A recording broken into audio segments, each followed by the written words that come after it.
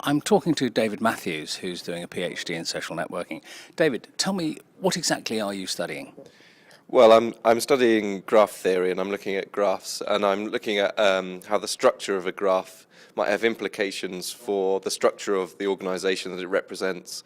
So a network could represent anything from a social network to even the metabolism of E. coli, and so you can form conclusions about one network and then apply those to another network. So I find that particularly interesting.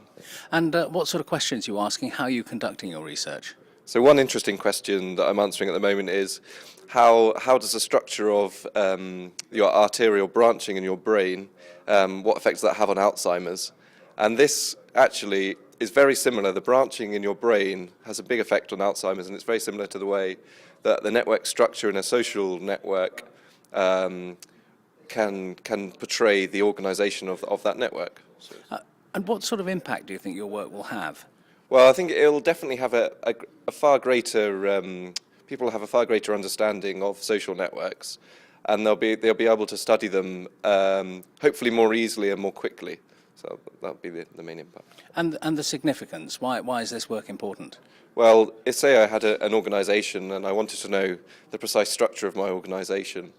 Well, most organisations have a chart to determine that, but that might not necessarily be an accurate representation of who's talking to who and who's either a connector or is playing a role different to what you thought. And so my research will be able to sort of pinpoint those people and work out the true structure of an organisation.